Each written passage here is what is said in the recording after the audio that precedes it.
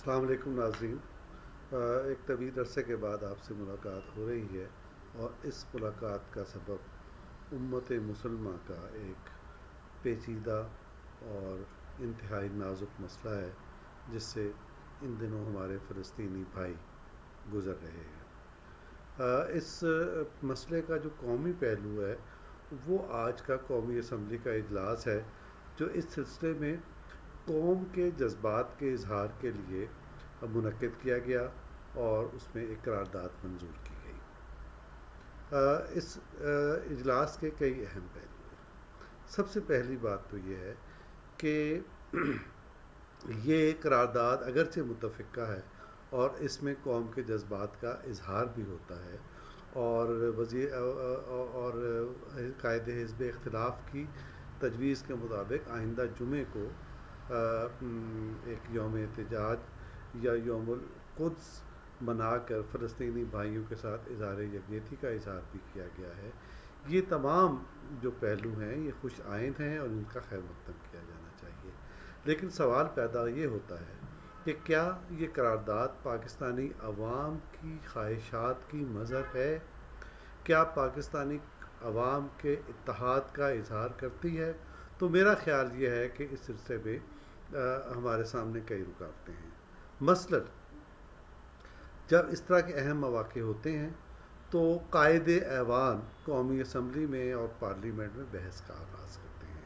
ہم یہ دیکھتے ہیں کہ اس بحث کا آغاز قائد حزب اختلاف نے کیا اور ان کو جواب وزیر خارجہ نے دیا۔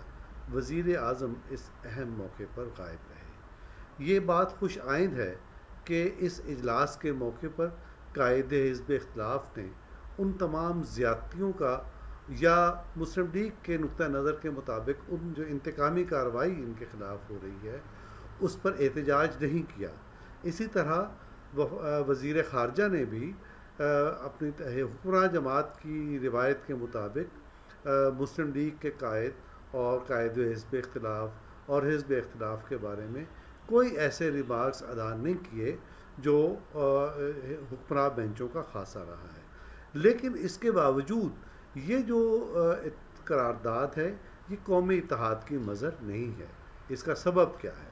اس کا سبب یہ ہے کہ اس اہم موقع پر قائد ایوان میں نہیں تھے۔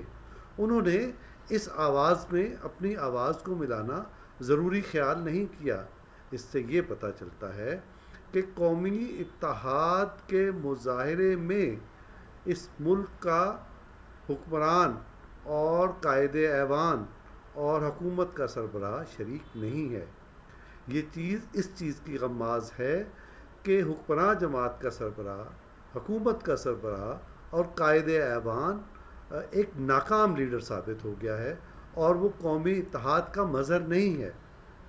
تو اس نقطہ نظر سے یہ قرارداد ایک کمزور قرارداد ہے، اور دوسری اس حکومت کے سربراہ کی ناکامی پر مہر تصدیق ثبت کرتی ہے۔ تو ہم یہ سمجھتے ہیں کہ اس اعتبار سے یہ ایک کمزور قرارداد ہے، اور یہ ایسی قرارداد کشمیر بھی اپنی جگہ پر فلسطین جیسے مسئلے پر اس طرح کی کمزور قرارداد سامنے نہیں آنی چاہیے تھی۔ تو یہ حکمراں جماعت کی ناکامی کی مظہر ہے۔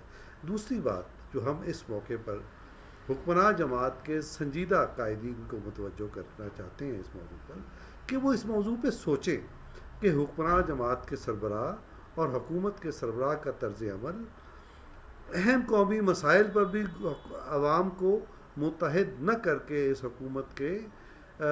حکومت اور اس جماعت کے مستقبل کو تاریک کر رہا ہے۔ وہ اس موضوع پہ سوچیں۔ اگر وہ سکت رکھتے ہیں اپنے وزیر اعظم اور پارٹی کے سربراہ کو مشورہ دینا کہ تو ان کو کوئی مشورہ دیں، بصورت دیگر ان کے سامنے بہت سارے آپشن ہونے چاہیے۔ تو یہ بنیادی بات یہ ہے کہ یہ قرارداد اس موقع پر حکمراں جماعت کی ناکامی کی مظہر ہے، اور یہ اس اہم موقع پر جب پوری قوم کو متحد ہونا چاہیے تھا اور حکمراں جماعت کے لیڈر کو قوم کے ساتھ اتحاد کے موقع سے فائدہ اٹھانا چاہیے تھا، وہ اس میں بھی ناکام ہو گئے ہیں، اور یہ ہمارے لیے ایک افسوسناک بات ہے۔ بہت شکریہ۔ آئندہ کسی اور موضوع کے ساتھ آپ سے گفتگو ہوگی۔